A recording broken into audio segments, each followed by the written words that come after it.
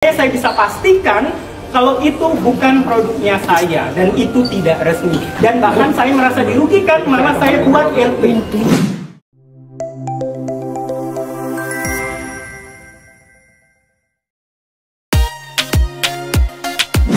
Sebelum kita lanjut, terima kasih yang sudah menonton dan subscribe Fakta Populer. Semoga selalu dilancarkan rezekinya dan selalu diberi kesehatan. Jangan lupa like dan tulis pendapat kalian di kolom komentar ya. Saya bisa pastikan kalau itu bukan produknya saya dan itu tidak resmi, dan bahkan saya merasa dirugikan, malah saya buat LP. Dok, sini bentar, dok. Ya.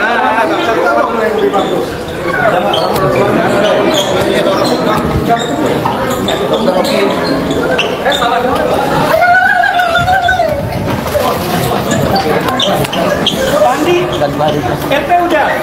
LP-nya udah, Pak. Udah, lagi on proses. Iya, kirim ada video ngerebek dong. Kirim atau fotonya. Malam. Udah dikit, udah di sini ya. Dok, tapi katanya dibilangnya pada Munduran. Dokter. Gininya mau cobain. Jangan maju-maju, mundur. Udah. Ini. Oke.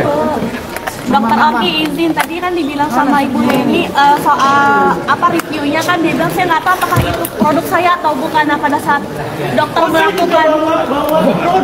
melakukan review dan tes itu, apakah belinya di official nggak sih, official tempatnya Ibu Heni, Dok? Itu biarlah nanti pihak berwajib. Karena pada saat dokter saya juga bawa produk loh. melakukan review dan tes itu, apakah belinya di official nggak sih, official tempatnya Ibu Heni, Dok? Itu biarlah nanti pihak berwajib. Kalau seandainya nanti ini saya ada juga beli produk isinya brandnya A, diduga punya beliau. Official belinya di reseller resmi ya. misalnya resmi ya, Dok? Iya dong. Tapi ini kan saya bilang saya bertanya ya di sini ya, saya bertanya ya. Ini kalian lihat unboxing dari awal ya, unboxing dari awal. Facial wash berbepom, serum berbepom, krim malam polosan. Tidak ada saya manipulasi, kalian lihat saya unboxing di depan kalian polosan. Saya bertanya ya, saya tidak menjudge ya, di sini saya bertanya. Oke, saya bertanya. Brand satu lagi.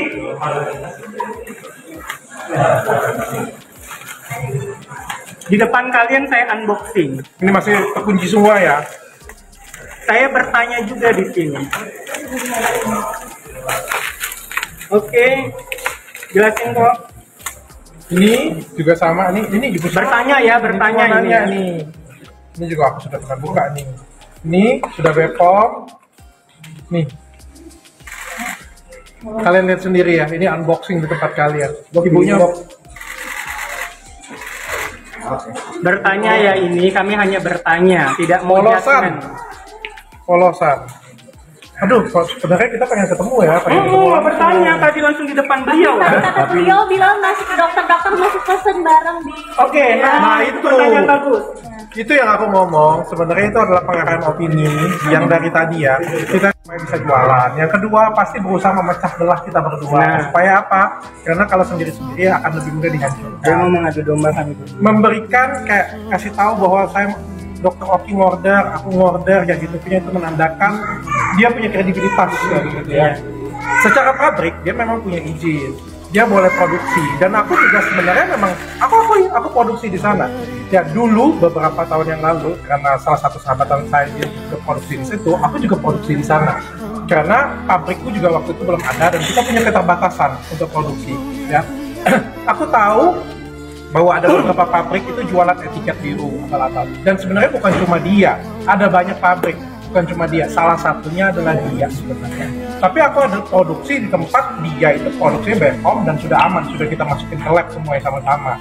Dan kemarin pada waktu Dokter Oki sudah mengadu, ya aku terkejut dong. bahwa wah ternyata lebih besar daripada itu, lebih serem daripada itu.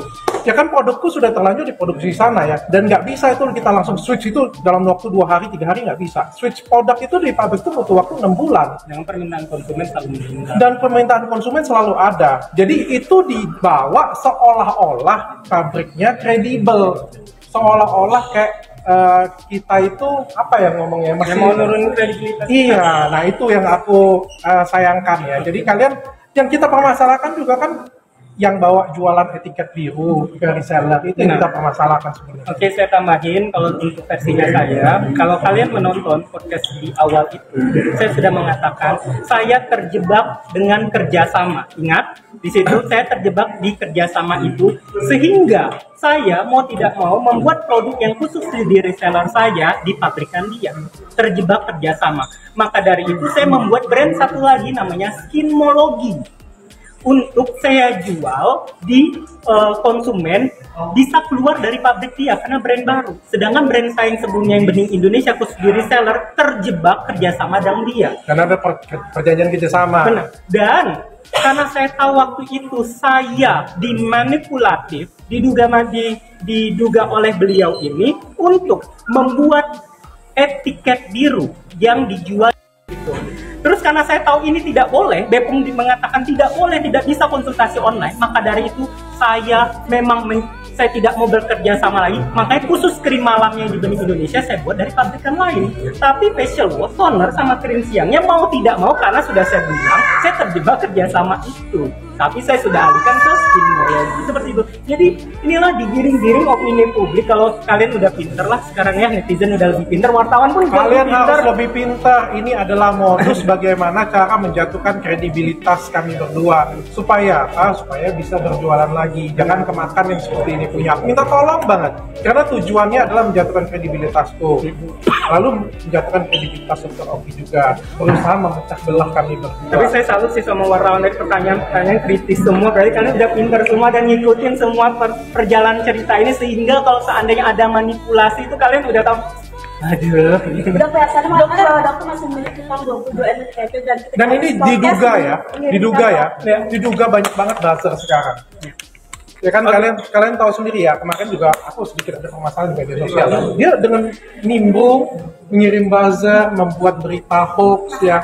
Ini memanfaatkan keadaan supaya bisa menjatuhkan orang dan juga pecah belah kami. Nah ini bahaya sebenarnya sih. Tujuannya supaya bisa balik lagi, supaya bisa operasional lagi. Kalau tentang hutang, seperti sudah dijelasin ya di YouTube juga sudah dijelaskan bahwa kalau tentang hutang itu masalah dianya memesan sebanyak-banyaknya produknya saya tanpa konfirmasi dari saya.